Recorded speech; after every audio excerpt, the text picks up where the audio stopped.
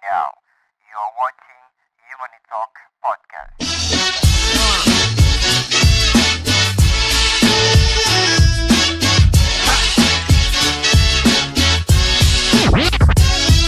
Assalamualaikum warahmatullahi wabarakatuh.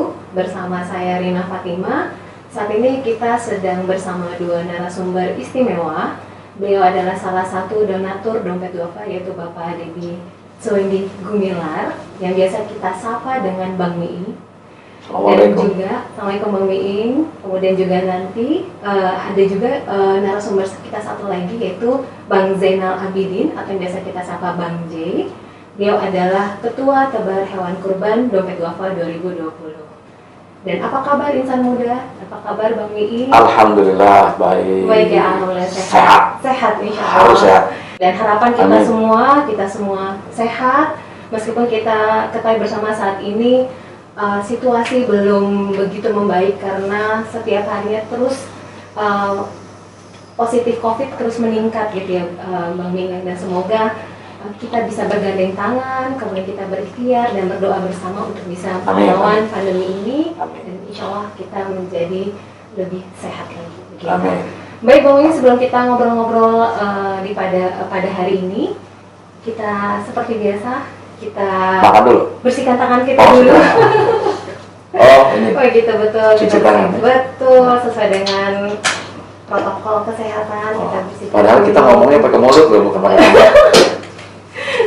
Kok yang dicuci tangannya gitu? Iya benar-benar. Baik. Ditiup tapi pakai masker. Mungkin juga. Siap. Oke. Oke, baik. Nah, enak nih kalau udah ngobrolnya melepas. Oh ini buka ya? Iya. Oh, betul. Oke. Karena ada kaca. Ada Ya. kaca loh pemirsa, jadi saya dengan Rina aman. Aman. Insya Allah. Ini menghadapi new normal. Ya. Adaptasi kebiasaan baru ya Bang. Kalau gitu kaca helmnya saya buka juga. Boleh, silakan Bang Miing. Biar lebih leluasa dan wajah Bang Miing yang masih muda ini bisa tertangkap kamera. Alhamdulillah. Insya Allah. Masih muda pada zamannya. Baik Bang Miing. Nah, pada hari ini kita akan mengangkat tema tentang benarkah kurban menggerakkan ekonomi di masa pandemi. Ya. Tapi sebelum kita ngobrol-ngobrol tentang tema ini, Bang Miing boleh nggak Bang Miing cerita sedikit pengalaman pertama kali Bang Miing perkenalan dengan Dompet Duafa itu kapan dan dari mana perkenalan itu? Alhamdulillah perkenalan saya dengan Dompet Duafa itu adalah ketika Dompet Duafa baru berdiri, didirikan, dan kantornya di basement kantor Republika zaman dulu. Jadi tahun 93 tuh Bang Miing. Ya, untuk panggilan apa? Para sahabat atau apa? Insan muda. Oke, untuk insan muda, Om Miing yang udah nggak muda lagi ini kebetulan menjadi saksi hidup berdirinya Dompet Duafa. Tahun 93 itu kebetulan saya pertama kali ditugaskan menjadi humasnya koran Republika. Pertama Republika berdiri. Pertama kali belajar. Diajak oleh bapak senior saya ini, Pak Parni Hadi. Bapak Parni Ya, Hadi. gitu. Jadi kalau Rina tanya kapan pernah mendengar, dari mulai berdiri Dompet Duafa, alhamdulillah saya tahu. Dan kantornya juga saya tahu di basement. Di gitu. basement ya. Di basement gedung Republika. Republika waktu itu ya Bang Miing. Dan sekarang kita udah pindah Ya. ke sini ya. Dan saya kira Dompet Duafa ini adalah sebuah lembaga umat ya, yang betul-betul membangun keumatan. Harusnya pemerintah atau negara berterima kasih ada Dompet Duafa, sehingga umat sebagian kecilnya ada yang urus dalam konteks ekonomi, pendidikan, bahkan bencana alam. Karena tidak ada tempat yang kesulitan rakyat dan Dompet Duafa tidak ada, pasti ada di sana. Ada bencana alam, ada DD, ada orang tidak sekolah, ada DD. Jadi beasiswanya ya Bang Miing. Beasiswanya. Kemudian juga mungkin dalam konteks kutip orang kesulitan ekonomi ada DD. Bahkan saya hanya bisa mendengar sekarang DD sudah berkembang kepada sektor-sektor yang lainnya yang membangun ekonomi keumatannya. Artinya menolong umat dalam konteks kemaslahatan. Maka kalau DD ini berdiri, lalu ini tanpa masyarakat juga peduli, saya kira mungkin menjadi tidak ada apa-apa. Nah, karena masyarakat punya kesadaran, saya tidak ingin spesifik bahwa umat Islam, mungkin saja ada umat lain juga yang membantunya. Nah, maka untuk itu saya kira orang Indonesia itu paling baik, paling toleran, dan paling mudah memberikan bantuan. Contoh, ada bencana alam, pasti. Betul. Bahkan mungkin bisa berbarengan dengan pemerintah, bahkan ada yang lebih dulu dari pemerintah itu sendiri. Luar biasa ya. Baik, terima kasih Bang Miin, dan alhamdulillah 27 tahun dompet duafa kini sudah hadir di Indonesia, dan mudah-mudahan bisa terus menebar manfaat. Amin. Nah, Bang Miin, kembali lagi nih di topik obrolan kita hari ini, yaitu tentang berdarah kurban menggerakkan ekonomi di masa pandemi. Nah, sebelum saya banyak beberapa pertanyaan yang saya tanyakan ke Bang Miin, ini ada beberapa data dulu nih Bang Miin yang saya sampaikan. Baik, jadi ada data dari Kementerian Pertanian bahwa tahun ini diprediksi akan ada peningkatan permintaan hewan ternak sebesar 5% dari tahun lalu, atau sekitar kurang lebih 1,5 juta ekor. Nah, detailnya total kebutuhan hewan kurban pada Idul Adha tahun ini mencakup 462.000 ekor sapi dan 10.344 ekor kerbau dan 793.000 ekor kambing, dan ada juga 238.000 ekor domba. Ada data lain lagi gitu ya. Kenapa permintaan hewan kurban ini mengalami peningkatan? Diduga jamaah haji yang batal berangkat tahun ini kemungkinan besar berkurban di daerahnya begitu, dan diasumsikan 175% dari total calon jamaah haji yang berjumlah sekitar 220.000, ada potensi kira-kira penambahan perkurban tahun ini sekitar 165.000 perkurban, kurang lebih seperti itu. Nah, tapi di satu sisi kalau kita mengutip dari Ketua Umum Perhimpunan Peternak Sapi dan Kerbau Indonesia atau PPSKI, bahwa mengatakan bahwa ada peningkatan permintaan ternak, namun di sisi lain juga ada potensi kenaikan harga hewan ternak hingga 20%. Nah, menurut Bang Miin gimana nih melihat situasi hari ini? Di satu sisi ada permintaan peningkatan hewan ternak, tetapi di sisi lain hari ini banyak juga masyarakat kita yang terdampak atas masa pandemi. Oke, dari perspektif ekonomi gimana? Kalau saya sih melihat, saya sih bukan ekonom ya, hanya barangkali sederhana, ketika memang demand itu meningkat karena tadi jemaah haji yang ada yang tidak berangkat itu menjadi bagian dari persentase peningkatan tadi, maka konsep sederhananya, konsekuensi logisnya, kalau ada demand tinggi maka supply harga akan naik ya, gitu. Sebenarnya konsekuensinya dari ekonomi. Dan alhamdulillah kalau memang tetap peningkatan ada dibanding sebelumnya, sementara kita kan lagi menghadapi pandemi. Betul. Pandemi ini juga menggerus semua sendi-sendi kehidupan, termasuk di dalamnya adalah ekonomi, dan itu utama betul. Karena kalau orang nggak sekolah nggak mati deh, hanya bodoh gitu. Ya kan? Orang nggak ganti baju yang lama ada, tapi kalau orang nggak makan mati. Gitu loh. Jadi untuk itu saya kira pangan ini menjadi utama. Akan tetapi dengan keimanan orang, kesadaran orang bahwa ketika uang ini tidak digunakan untuk berangkat haji dalam pengertian uang saku atau apa, mungkin juga dibelikan untuk hewan kurban, atau dia mau rencana berkurban di Makkah lalu berkurban di sini, peningkatan kan. Di sisi lain berbandengan dengan di mana orang juga membutuhkan. Para mustahik atau orang yang membutuhkan, yang mungkin kalau orang-orang kota besar walaupun semiskinnya orang mungkin seminggu atau sebulan sekali bisa makan daging kurban, makan daging. Akan tetapi orang-orang di kampung, di pedesaan, di pelosok itu yang mungkin makan dagingnya itu adalah bisa disebut setahun sekali ketika ada orang berkurban. Ini saya kira menjadi perhatian kita. Nah, dalam konteks berkurban ini, betapa banyak multiplier effects dari kurban ini. Bukan semata-mata akidah yang ditanamkan ya kepada kita umat Islam yang beriman, bagaimana kita menapak tilas dari sebuah peristiwa besar, ya, keikhlasan seorang Nabi Allah Ibrahim alaihissalam misalnya, ya kan, lalu juga keikhlasan Ismail, lalu juga Ibrahim, bagaimana kan kalau dengar kisahnya kok berani ya mau menyembelih anaknya gitu, padahal Allah sudah punya rencana lebih maha mengetahui lah bagaimana. Jadi ketakwaan, ketaatan Ibrahim kepada perintah Allah, lalu keikhlasan anaknya menyerahkan diri, ini sebuah contoh, sebuah peristiwa yang tidak bisa diabaikan begitu saja, hanya sekedar ritual kita memotong hewan kurban lalu orang makan dagingnya, bahkan darahnya belum sampai ke tanah pun, kata Allah, itu kan, itu pahala keikhlasan sudah sampai pada Allah, gitu. Bahkan saya dengar dari para ustadz, kuku, gigi, dan tanduknya akan menjadi saksi kita di akhir nanti, gitu, di alam akhirat nanti. Ini saya kira menambah keimanan seseorang, kesadaran seseorang betapa apa yang kita belanjakan di jalan Allah ini kita akan temukan lagi, bahwa dampaknya secara fisik, secara nyata bahwa orang yang tidak mampu lalu makan daging kurban sebuah konsekuensi logis karena ini harus bermanfaat. Motong kurban jangan di perumahan elit karena nggak ada yang makan, susah nyalurinnya karena orang kaya semua. Hewan kurban itu dimotong di daerah-daerah yang memang membutuhkan. Supaya apa? Supaya dampaknya jelas gitu. Terlepas dari soal tadi, soal abstraksinya itu kan itu soal kepercayaan, soal keyakinan tadi kan. Soal perintah Allah bahwa berkurban tidak ada yang Allah sukai. Perbuatan orang di bulan Dzulhijjah ini dalam konteks kurban adalah orang berkurban gitu.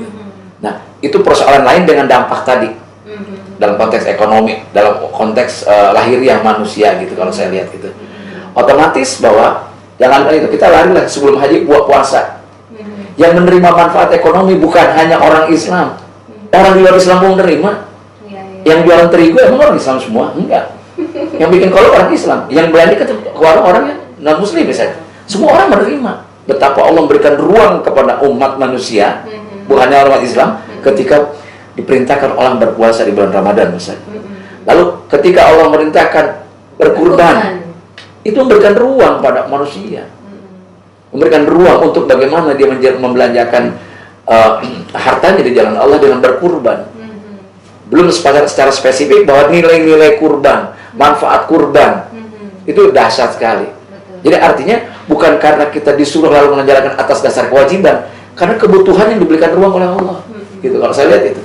Gitu ya. Jadi dampak ekonomi secara lahiriah pada manusia yang membutuhkan jelas efektif. Orang yang tidak makan daging menjadi makan daging karena dalam kurban. Dalam konteks spiritualitas, dalam konteks akidah, dia adalah juga menjalankan apa yang diperintahkan Allah, yang dijanjikan Allah, gitu kan. Lalu kepada apalagi ekonomi itu kepada para peternak. Ya. Jadi langkah baiknya kalau kita membeli ternak yang dari dalam negeri, bukan berarti yang dari luar, tidak. Coba bantu dulu petani kita, prioritas. Peternak kita prioritaskan gitu. Nah, ini saya kira begitu banyaknya. Artinya ketika Allah memberikan ruang kurban, ruang berpuasa di Ramadan, itu sesungguhnya bukan semata-mata untuk Allah, tapi juga untuk manusia. Gitu loh. Jadi kita berkurban kambing, domba, sapi gitu ya di setiap Idul Adha ini bukan hanya sekedar semata-mata untuk ibadah atau ritual. Makanya saya kira kalau untuk insan muda ya, bukan berarti yang tua nggak saya sapa loh ya. Hai insan muda bukan berarti hati tidak hanya bagi yang tua. Jadi teman-teman saya pada marah loh. Artinya untuk insan muda, lo nggak gaya kalau lo nggak korban. Lo bisa nih kalau anak muda bilang dandanin velg mobil, ganti ini ganti itu aksesoris, tapi kurban enggak, lo nggak gaya. Gitu loh. Karena dampak dari kurban itu bisa menggerakkan ekonomi. Anak muda sekarang punya uang lo minimal. Kalau ganti knalpot ganti velg lebih dari 10 juta, beli kambing cuma 3,5 juta. Betul nggak? Satu ekor nggak kurban, lo nggak gaya. Waduh, kurban lo nggak gaya ya. Baik, karena kita udah ngobrol panjang tadi soal kurban. Nah, di sini ada Bang Jai. Hai Bang Jai, assalamualaikum. Oke, baik Bang Jai. Nah, tadi kita udah ngobrol. Assalamualaikum Bang Jai. Ada Bang Miing di sini. Waalaikumsalam Bang Miing. Apa kabar? Ada saya, teman lamanya Mas Eri Sudewo. Teman barunya Bang Jai. Teman barunya Bang Jai dan teman barunya saya. Dompet duafa. Ya, terima kasih. Ya, Bang Jai tadi udah ngobrol banyak bersama Bang Miing bahwa kurban di Idul Adha ini tidak hanya sekedar sebatas sebagai sebuah ritual, tapi juga mampu menggerakkan ekonomi. Yang pertama untuk peternak juga, kemudian juga para mustahik yang turut merasakan ya daging kurban sendiri. Nah, di Dompet Duafa ini kan ada program tebar hewan kurban. Nah, gimana sih Bang Jai bisa cerita nggak konsep THK di Dompet Duafa, terutama di masa pandemi ini? Ya, terima kasih Mbak Rina. Bang Miing mungkin nih update, karena saya yakin Bang Miing lebih tahu sejarah tebar hewan kurban dibanding saya. Tapi alhamdulillah apa yang dirintis oleh teman-teman Dompet Duafa di masa lalu, termasuk juga Bang Miing, pada waktu itu tebar hewan kurban pertama cuma 700-an ekor, sekarang sudah mencapai per hari ini sampai di angka 22.000 setara domba kambing. Jadi sudah lipat beberapa kali, hampir 20-an kali gitu. Jadi dan target kita masih 45.000. Insya Allah 45.000 setara domba kambing kita bisa capai tahun ini dalam waktu 2-3 hari ke depan. Dan seperti yang Bang Miing tadi bilang, kita memang menjadikan tebar hewan kurban sebagai kekuatan ekonomi di masyarakat, karena kita sudah bisa mengkoneksi dari hulu sampai ke hilir. Di sektor hulu kita bekerja sama dengan para peternak kecil yang bergabung dalam koperasi maupun kelompok ternak yang kemudian dimodali oleh dua lembaga startup. Jadi tahun ini para peternak tidak perlu lagi mikirin modalnya dari mana, karena sudah ada yang modali, nilainya bukan cuma juta tapi sudah sampai miliaran, ada sekitar 30-an miliar yang disiapkan oleh dua startup untuk memodali mereka. Dan sebagai lembaga yang melindungi para peternak, kami juga membeli 100% ternak-ternak yang dipelihara oleh para peternak mitra itu, laku atau tidak. Jadi laku atau tidak, kita membeli itu dengan sistem off taker, jadi peternak nyaris tidak ada resiko. Dan alhamdulillah kita mengkoneksi mereka dalam dalam sekitar 30-an sentra ternak di seluruh Jawa, dan juga sentra-sentra ternak di seluruh Indonesia untuk menyiapkan itu. Dan sentra ternak itu ditempatkan di wilayah-wilayah kemiskinan. Jadi dipelihara di situ, disembelih di situ, uangnya dari mana? Dari para donatur yang berkurban. Yang tadi Bang Miing bilang insan muda yang kalau 10 juta ganti AC, ganti speaker, masa 10 juta nggak bisa. Beli sepeda Brompton 60-an juta, beli kendaraan buat ke surga masa nggak mampu. Saya kira itu. Kemudian nanti disembelih di lokasi pemeliharaan dan pada gilirannya akan disalurkan juga di lokasi yang tidak terlalu jauh dari tempat penyembelihan. Kita sudah mengidentifikasi calon penerima manfaat itu sebagai sarana untuk pemerataan konsumsi daging. Karena selama ini datanya sih data rataan penduduk Indonesia, sebenarnya angka kecukupan gizi untuk konsumsi daging itu sudah lebih dari kebutuhan. Tapi sekali lagi masalah kesenjangan itu masih ada. Jadi daging sebenarnya sebelumnya terkonsentrasi di kota, kemudian produksinya ada di desa. Dan sekarang kita ingin daging itu disebarkan di wilayah pedesaan. Saya kira itu Mbak Rina. Baik, terima kasih Bang Jay penjelasannya. Alhamdulillah ya Rina, tadi yang ingin saya sampaikan sudah disampaikan oleh Bang Jay ya. Bang Jay ya. Bahwa tadi bukan hanya persoalan kita keimanan lalu ikhlas. Betul. Tapi ada persoalan-persoalan efektivitas. Bagaimana daging-daging kurban ini tersalurkan bagi orang yang membutuhkan.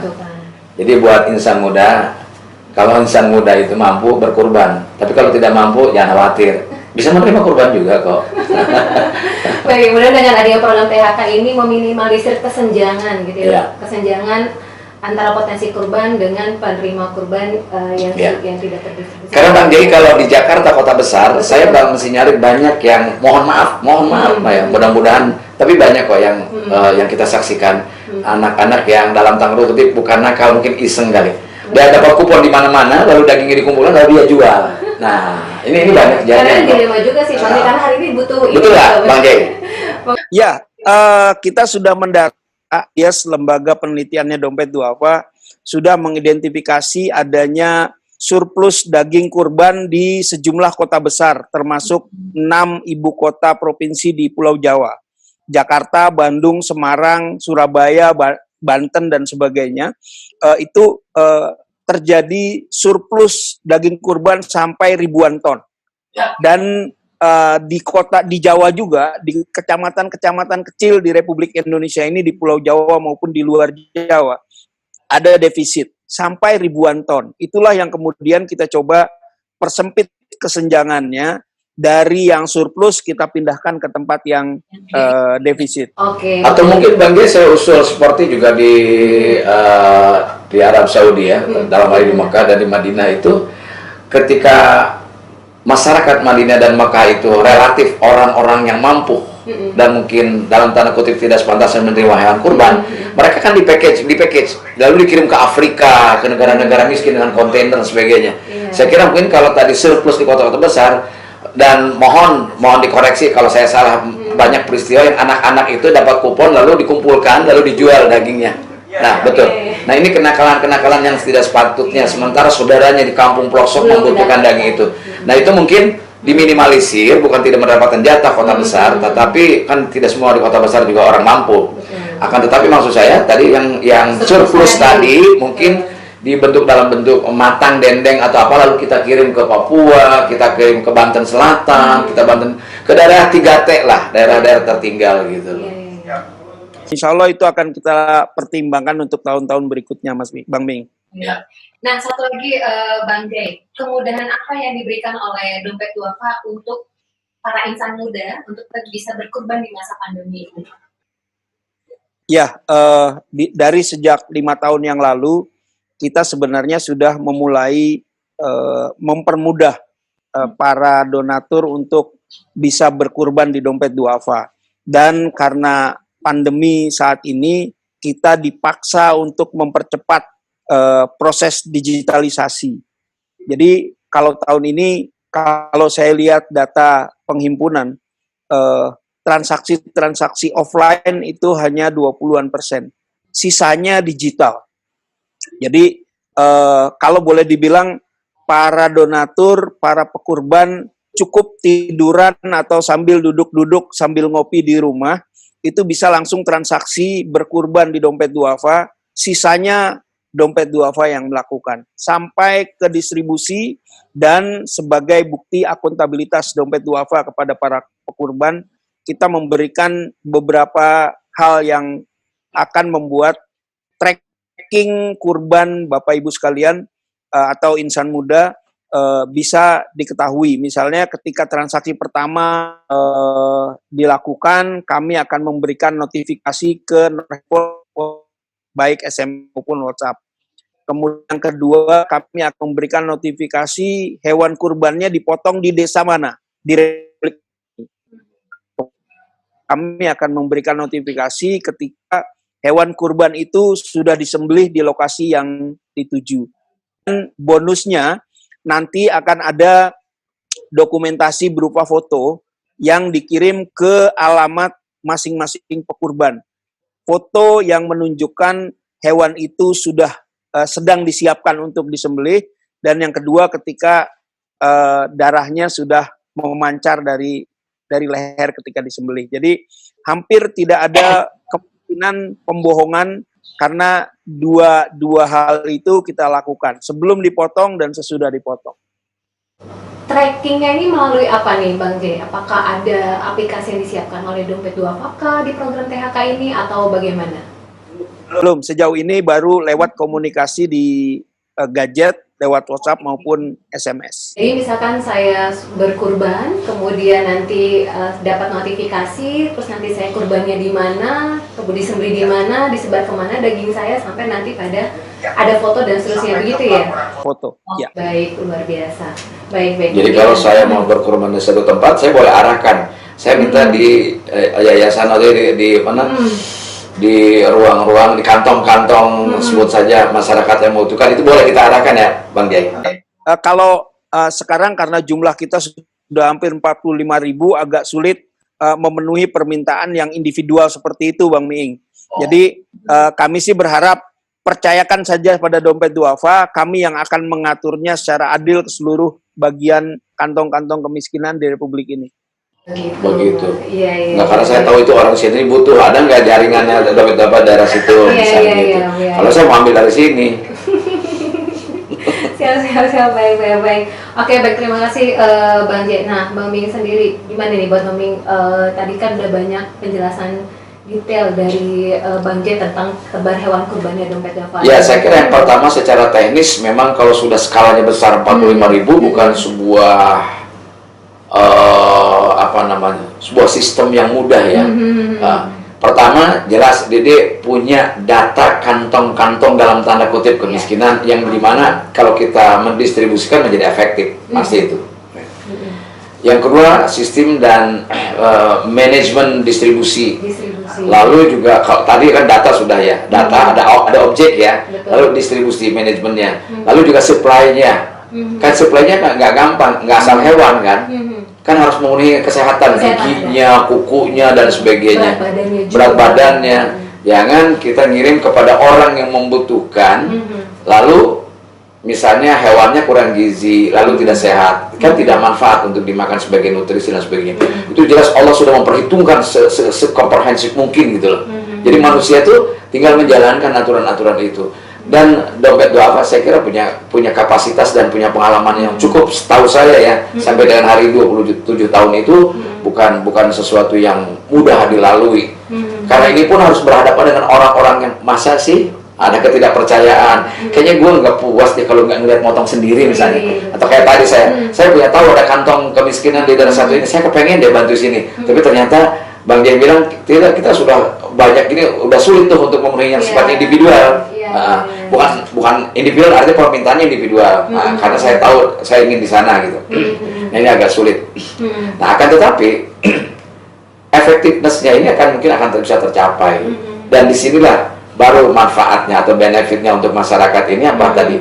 Manfaat jelas secara lahiriahnya orang menerima bantuan hewan kurban, daging kurban.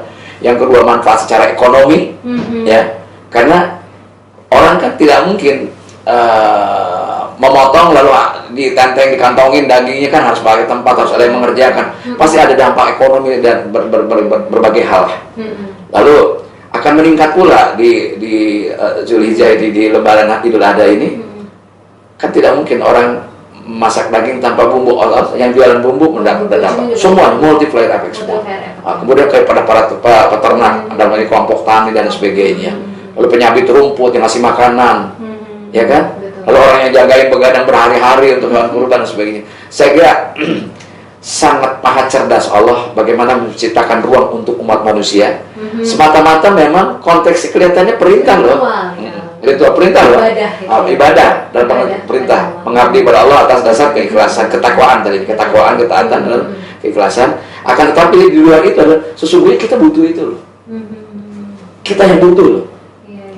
Ketika perintah sholat kan kelihatannya memang kewajiban yang harus taati, memang kewajiban, tetapi esensinya adalah kebutuhan kita. Nah ini juga ada, baik puasa maupun, jadi maha dahsyat lah. Makanya saya ingin ngajak lagi kembali insan-insan muda, lu nggak gaya nggak kurban, sebentar ganti velg bisa setiap minggu sekali gitu, atau ganti-ganti sound system, ya kan? Atau mungkin kuliner bersama apa namanya teman-temannya dimanapun yang bisa habisin jutaan rupiah gitu. Tapi kesempatan kurban ini, karena kurban itu kan maklumatnya waktunya ada tertentu. Iya, ada dibatasi oleh berbeda nilainya potong kerbau, sapi atau kambing pun di luar bulan Zulhijjah ini, gitu. Paling tidak di hari tasrik lah, paling tidak di 3 hari ini, setelah sholat id itu. Nah berbeda gitu. Kalaupun mampu, nanti aja Mas Ming, saya kebetulan dapat arisannya bulan depan, saya kurbannya nanti, nggak bisa, gitu loh. Jadi jelas. Puasa di luar Ramadan tidak wajib, kategorinya sunnah, nilainya berbeda. Gitu. Demikian juga kurban.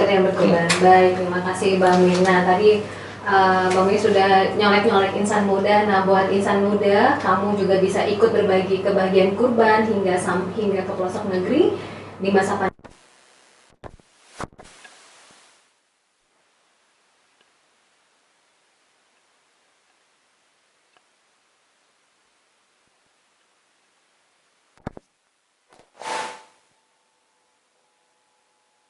Polusi digital ini serba mudah. Betul. Dan selain mudah juga akurasinya lebih terukur. Iya. Kan orang sekarang menjadi berhala baru bagi netizen itu berapa followernya misalnya gitu kan, berapa subscribe-nya dan sebagainya lah. Ini menjadi terukur. Jadi buat teman-teman saya kira tidak ada alasan tidak tahu, ini bisa diakses di mana saja. Betul. Dahsyat lah. Gitu. Siap. Baik, Bang Jai. Kita kembali lagi ke Bang Jai dulu, Bang Miing sebentar. Halo Bang Jai. Ya. Baik, nah Bang Jai, selama pengalaman Bang Jai mengelola program PHK ini, pernah nggak ada cerita-cerita atau kisah-kisah dari penerima manfaat atau dari peternak yang berkesan gitu Bang Jai? eh saya pernah ke Blora tahun 2012. Eh, penerbangan malam, harusnya berangkat sore tapi delay 3 jam. Saya baru nyampe di Semarang jam 8 malam, kemudian langsung ke lokasi jam 2 sampai.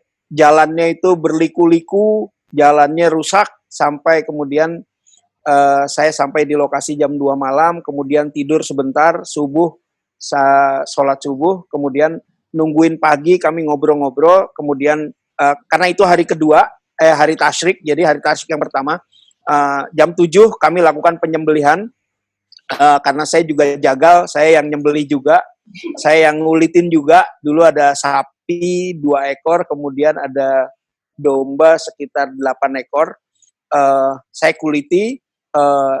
Waktu istirahat, daging-daging itu diurus sama para petugas yang di Blora. Saya nongkrong di sebuah warung, dan saya lihat ada 4 anak yang datang ke warung, dan kemudian mereka, saya lihat nenteng 4 tusuk, masing-masing 1 tusuk sate. Dan waktu itu saya tanya-tanya mereka enak apa enggak gitu dalam bahasa Jawa yang ala kadarnya, dan mereka bilang, inilah sate pertama dalam hidup saya. Waduh, ini langsung nangis nih. Jadi menurut saya sesuatu yang saya lihat dengan mata kepala sendiri, bahwa di suasana Republik Indonesia yang saya lihat perekonomiannya terus naik, tapi masih ada orang-orang yang makan dagingnya saja belum tentu ketemu dalam 1 tahun sekali. Jadi saya pikir Dompet Duafa bisa menjadi fasilitator untuk menutupi kesenjangan, di mana ada daerah yang surplus, ada daerah yang defisit. Dompet Duafa lah yang melakukan itu dengan tebar hewan kurbannya. Saya kira itu, Mbak Rina. Ya, Rina, nyambung dari Bang Jai tadi, kenapa saya bicara soal efektivitas tadi, ya, bahwa sampai kepada yang membutuhkan, bahwa pastikan yang berkurban ikhlas pasti, tapi juga harus efektif, gitu. Yang di Jakarta pun yang dijual sama anak-anak itu yang kurban itu ikhlas, tapi tidak efektif, gitu kan? Walaupun tidak seluruhnya. Jangan jauh-jauh lah Blora, daerah Kabupaten Lebak, di mana saya dilahirkan, di sebuah kampung desa Lewidamar, itu berbatasan dengan Baduy. Itu dulu saya suka kurban di sana. Kita mau berangkat ke masjid, itu anak-anak kecil, bahkan ada ibu sudah jongkok-jongkok di pinggir, di mana dekat sapi situ dengan baskom-baskom kecil. Bayangkan, kita baru mau sholat jam. Baskom-baskom kecil itu untuk apa? Untuk dapat terima daging itu. Mereka nunggu di situ. Bahkan mereka tidak berkorban, anak-anak itu tidak ikut sholat gitu, hanya karena ketakutan keantrian. Padahal sapinya saja masih berdiri. Apa kata takut itu sapi dibawain baskom, ya kan? Jadi saya kira kita pulang dari sana lalu motong. Dan siangnya beberapa jam sudah terbagikan, maka satu kampung itu menjadi wangi daging. Setiap dapur. Dan itu sama dengan pengalaman Bang Jai ketika dia baru kali ini musafir. Itu otomatis kita yang menyaksikan, ya Allah, ya Allah, betapa kita harus lebih bersyukur dari orang-orang itu. Yang kita membawa itu bukan main. Jadi saya bicara tetap bahwa selain ikhlas sudah pasti, tapi efektif. Jangan sampai terjadi peristiwa kenakalan. Misalnya anak-anak mungkin juga disuruh orang tuanya kan, dapat dari masjid ini dapat 1 kupon, dari 1 kupon 4 kupon saja 4 plastik. Di kilo bisa 2 kilo tuh. 1 kilonya berapa? Dijadikan uang mereka. Ini anak-anak Jakarta, kota besar, bukan hanya Jakarta, di Bandung. Itu sudah pintar-pintar cari uang. Yang biasa ngamen di pinggir jalan di lampu merah apa, itu dapat kupon kan? Nah, itulah mereka biasanya yang dapat. Sedang kita nyaksiin betul gitu. Nah, mudah-mudahan peristiwanya diminimalisir, bukan mereka harus dapat, tapi tidak untuk dijual belikan, mereka untuk makan di rumahnya gitu. Betul. Berarti memang PR-nya juga salah satunya di distribusi tadi itu ya Bang, supaya tetap ada efek. Ya, tentunya disinilah perlunya hadir pemerintah dari yang terkecil, entah kecamatan, entah kelurahan, entah desa, entah RT RW dan sebagainya, menjadi perlu menurut saya. Jadi ketika masyarakat secara private, secara masing-masing, secara pribadi melakukan kegiatan yang membantu keumatan, maka pemerintah juga harus hadir. Hadir ya Bang, yang tidak bisa membantu dari sisi distribusinya supaya merata gitu ya Bang. Baik. Nah, Bang Jai, satu lagi nih. Di masa pandemi ini kan kita mengalami keterbatasan gitu ya, keterbatasan. Ya bisa jadi juga salah satunya ada keterbatasan dalam sisi distribusi. Nah, apa nih Bang, di program PHK ini cara-cara yang dilakukan di program ini untuk mendistribusikan hewan-hewan kurban hingga ke pelosok negeri? Bagaimana caranya? Kemudian ketika setelah dipotong terus nanti ke apa namanya, ke penerima daging tersebut, nah itu gimana Bang? Ya, sebagai informasi saja Mbak Rina, Bang Miing, bahwa tahun ini kita menjual hewan kurban domba kambing yang standar itu 500.000 lebih murah dari tahun lalu. Karena efisiensi yang bisa kita capai di level mitra peternak. Sehingga kalau boleh saya bilang hari ini semua orang bisa berkurban di THK Dompet Duafa. Dan kita diuntungkan oleh keberadaan sentra ternak yang berada di kawasan-kawasan kantong-kantong kemiskinan di seluruh Indonesia. Jadi kami menurunkan biaya pembelian hewan kurban itu karena hewan kurban itu kita beli di satu lokasi, kita pelihara di satu lokasi, dan kemudian di lokasi yang sama. Jadi nggak ada biaya transportasi. Kemudian distribusinya juga di lokasi yang sama dengan mengidentifikasi seluruh calon penerima manfaat. Jadi di saat pandemi ini sebenarnya kita sudah diuntungkan dengan sentralisasi itu. Dengan sentralisasi itu kita bisa mendapatkan alamat masing-masing calon penerima manfaat dan penerima manfaat tidak perlu datang ke tempat penyembelihan. Dengan alamat itu kita bisa antar mereka ke lokasi-lokasi tempat mereka tinggal.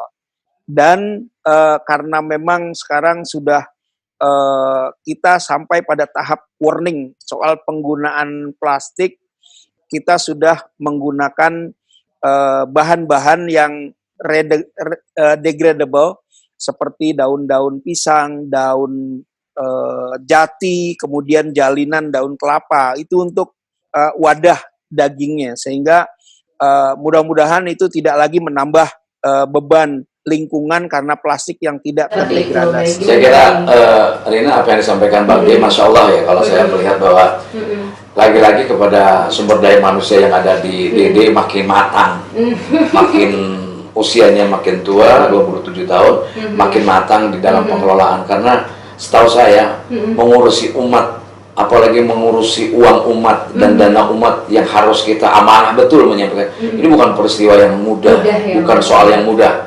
Belum mungkin kekhawatiran orang, ketakutan orang, dan segala macam pandangan orang. Ini dijalankan dengan baik. Dan tadi yang saya menarik adalah dari Bang J, bagaimana membuat para peternak atau kelompok tani tadi, kelompok ternak tadi menjadi tenang karena memang bayarnya jelas. Oh iya, yang benar. Laku nggak laku oleh Dede, dia bayar, dibeli gitu. Ini sebuah apa namanya peristiwa ekonomi yang bukan hanya menguntungkan tapi juga menenangkan jiwa orang. Buat apa orang tukang ternak atau pedagang sapi itu hanya dijanjikan keuntungan besar, tapi nyatanya ketika itu dikembalikan barangnya, dan setelah bulan haji ini, setelah hasil ini, nilai sapi akan menjadi berbeda, menjadi biasa saja. Ini saya kira, dan saya yakin betul, percaya betul, Dede makin besar dan jaringannya makin kuat dan para pelaksananya juga makin amanah. Ini sesuatu yang harus didukung oleh umat, terutama tentunya para insan-insan muda ini, karena kalianlah pemegang zaman berikutnya gitu. Kalianlah pelanjut dari sejarah-sejarah ini gitu. Dan terus zaman akan berputar dan sesuai dengan zamannya akan diisi oleh bintang-bintang seperti para insan muda ini gitu. Jadi saya terus terang concern kepada insan muda karena gerakannya apapun umat, apapun itu negara, kecuali tangan yang muda. Yang tua kayak saya ini fisiknya sudah tidak mungkin, stamina-nya juga, daya ingatnya juga semakin decline, semakin turun dia. Nah, sekarang generasi muda ini, saya hanya ingin merubah cara pandang mereka saja. Kalau anak Jakarta bilang, kalau lo bisa ganti velg tiap bulan, kenapa lo beli dombanya? Nggak bisa, gitu loh. Gaya banget, gitu loh. Nah, Bang Ming ini kan udah motivasi nih. Kasih tipsnya juga dong Bang, gimana supaya insan muda ini bisa berkurban. Ya kalau misalnya nggak bisa tahun ini, setidaknya tahun depan bisa berkurban. Ya, paling tidak ada rencana. Rencana yang pertama, oke. Terutama dalam manajemen pengelolaan ekonomi, keuangan. Sekarang anak-anak muda kan umur 23, 25, 30 udah canggih-canggih cari uangnya. Apa namanya, startup kayak apa, mau starter kayak terserah lah. Yang jelas mereka mau dapatkan mudah. Dan sekarang cita-cita anak-anak sedang tidak seperti zaman saya. Kalau orang tua kita jangan anaknya pengen jadi insinyur, suruh jadi dokter, ya kan? Sekarang pengen YouTuber. Anak kecil mau jadi apa? Jadi YouTuber. Pengen kayak siapa? Artis-artis sederhana. Walaupun mungkin itu perlu dirundingkan bagaimana mengarahkan anak. Akan tetapi maksud saya di sini dengan digital ini bisa manfaat secara positif ketika mereka dengan gaya hidup yang hanya berpamer mobil, misalnya harga kekayaan, bisa ganti modifikasi mobil berganti-ganti atau sepeda motor lah, ya kan? Bahkan melampaui batas harga kambing untuk kurban, lalu kambingnya dia kurbannya tidak bisa. Saya kira saya tidak ingin menyampaikan ini sebuah kebodohan, akan tetapi mungkin agak ada yang perlu dievaluasi cara berpikir kita dalam konteks beragama, gitu loh. Ya jadi ini apapun ya, berapapun mau sapi mau kambing yang kau kurbankan ini, itu udah pasti kita akan temukan lagi nanti di hari akhir nanti. Itu harta yang hakiki justru. Dibanding knalpot bakal usang, ya kan? Pelak bakal penyok juga dan sebagainya. Bukan tidak boleh, silakan. Tapi ini hanya motivasi, bukan berarti gaya hidup tidak silakan saja. Karena sifatnya motivasi, yuk kita berimbang antara bagaimana mengelola kehidupan kesenangan dunia dengan akhirat. Ini menjadi keren. Sebab apa? Allah menyediakan ruangnya. Apalagi ada multiplier efeknya ke ekonomi rakyat. Jangan stop.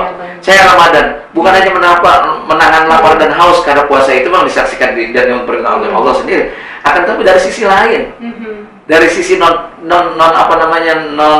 akidah, non keimanan, itu ada dampak ekonomi yang tadi saya bilang. Orang nggak biasa jual kolak bulan biasa, hanya bulan puasa, maka terigu yang jalan terigu meningkat kebutuhannya. Iya, bisa berkali lipat. Kulang kaling timun suri menjadi banyak di bulan Ramadan karena Allah ciptakan ruang itu, gitu loh. Harus dipahami itu. Nah sekarang Allah memberikan ruang bagi manusia untuk menjalankan hartanya, ya bukan hanya untuk duniawi tapi untuk akhir apa? Kurban. Gitu. Beda berkurban artinya mungkin setiap orang bisa potong kambing dan sapi. Betul. Kapanpun, tapi beda maklumatnya, nilainya beda. Karena memang ini harinya memang. Gitu. Saya kira itu. Saya percaya anak-anak muda sekarang keren. Pokoknya anak muda sekarang pintar-pintar, cerdas-cerdas, dan apa? Saya kira banyak kelompok-kelompok yang berhijrah ke arah kebaikan. Iya. Jadi perlu menyeimbangkan juga antara hidup dengan juga kehidupan. Dan enaknya nggak usah cari sendiri. Dompet itu apa sudah menyediakan kanalnya, bahkan fisiknya. Jadi kita tinggal bawa uang ke dompet itu apa, disetorkan. Saya ingin berkurban. Percayakan insya Allah amanah dan itu niat kita bisa sampai. Ya, apalagi tadi dari Bang J bahwa sejak Anda berkurban maka akan terus diberikan informasi sampai kurban Anda di lokasi mana, disembelih mana, dan diterima oleh siapa dagingnya, dan seterusnya. Luar biasa ya. Baik Bang Ming, terima kasih. Tapi jangan lupa tadi tipsnya salah satunya perencanaan ya Bang Ming. Perencanaan ya. Kalaupun tidak, tahun ini sayang banget Bang Ming, udah mau ganti pelak nih, gak apa-apa, palingnya tahun depan. Minimal dia tahu tahun ini. Bahwa berkurban itu lebih dasar daripada ganti pelak. Iya, bisa jadi ingat kisah anak kecil yang dia nabung gitu, nabung terus satu saat pengen berkurban begitu. Baik. Nah, Bang Ming sendiri, apa nih harapan Bang Ming untuk program THK-nya Dompet Duafa di tahun 2020 ini? Saya kira harapannya adalah terus bekerja, terus menjalankan program ini karena umat membutuhkan Dompet Duafa.